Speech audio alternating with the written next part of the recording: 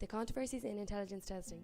One definition of intelligence is the ability to use memory, knowledge, experience, understanding, reasoning, imagination, and judgment in order to solve problems and adapt to new situations. An intelligence test is a questionnaire or series of exercises designed to measure intelligence. Scores may be presented as an IQ, as a mental age, or on a scale. The goal of intelligence tests is to obtain an idea of a person's intellectual potential. Many controversies centre intelligence tests. One criticism lies in the use of intelligence and standardised tests as predictive measures for social outcomes. Because test scores and outcomes are correlated, that does not mean one causes or predicts the other.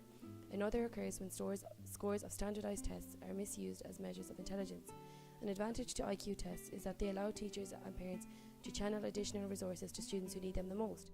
Another advantage is that it allows students to understand and focus their intellectual strengths.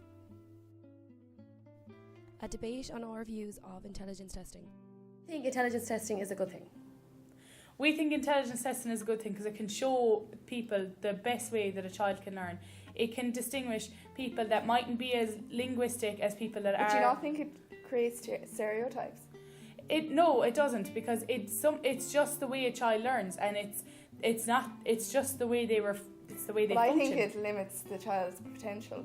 But do you not think it gives the teacher a better chance to teach to the child rather than... Well, then no, but then subconsciously the teacher is putting stereotypes into her head. Teachers should be looking for the best outlook of the child, so splitting them in that environment is but does looking it for their best outcome. show that they are stupid? Or is it that they just lack in certain talents? It's not that they're stupid, it's they aren't intellectually as smart as somebody else. They might just be as musically smart or as sporty or as it just might not be. School might not be their thing. Like, there's so many different intelligences. But that might put them down and they will label themselves as someone not as good as anyone else. Yeah. The child then, they might give up more easily because they feel they don't have the same worth as the other child that's doing just as good. But is that really a problem with intelligence testing, or do you think that's a problem with our society? That's a problem with intelligence testing. Like, how are you supposed to know where a child is if you don't do an intelligence test? Yeah. How are you meant to say, you can't judge off a class test if someone's doing well or not. You have to have some set standard to know where your class level is at, to know what you need to do for the year to bring either it up or down, to slow it or move ahead, fasten it, quicken it, whatever. What you need a baseline. Alfred Binet, the inventor of the world's first intelligence test. My name is Alfred Binet and I am the inventor of the first practical intelligence test. In 1905, I was asked by Parisian education authorities to devise a method of identifying children who were described as too feeble-minded for education in mainstream schools. Along with my collaborator Theodore Simon, the Binet-Simon intelligence scale was established. The Binet scale was later revised by Lewis Terman to the Stanford-Binet scale in 1916, the year that I died. The Stanford-Binet scale is now a form of calculating IQ. An interview with Dr. Oliver McGarren, his views of intelligence testing. What is your opinion on intelligent testing? Do you think it is a fair test? It depends on what you determine as intelligence. If you see intelligence as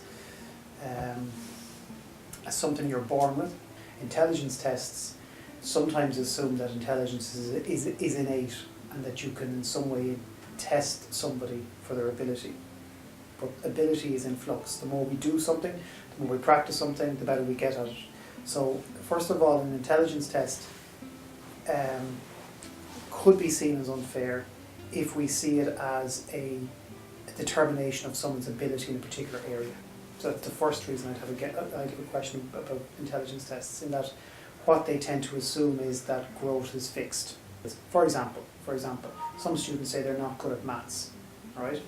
But they're good at other subjects. So they spend all their time on the other subjects because that makes them feel good about being in those subjects, and they don't spend any time on maths. And then at the end of the year, they do a maths exam and they do their other subjects, and they do really well in their other subjects that they spend loads of time on, and then they do really bad in maths. And they say, well, of course, this proves that I'm not good at maths and that's why I don't work on it.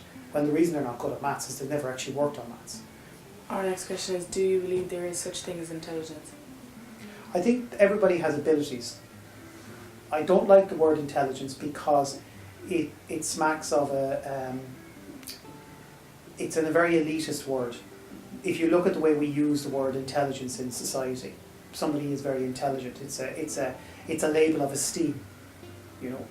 Yeah. We don't use the word stupid in an esteemed way. We say, just that person's very dumb. So intelligence it smacks of a kind of a label, a very elitist label.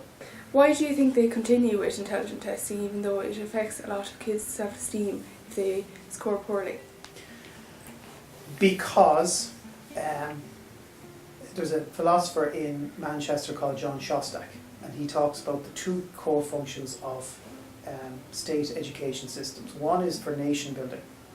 The second core function of a state education system is to rank and grade people.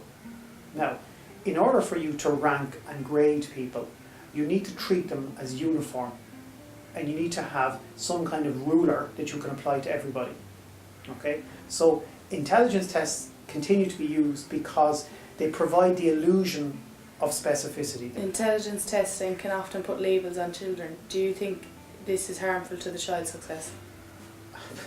It's not what all the research shows it is detrimental to a child's success. So if you have then got this test that everyone believes in, and you're labelled with that test that you're not intelligent, whatever that means, remember now, that has a huge effect on people. Thanks for watching, and thanks to everyone who participated in our video.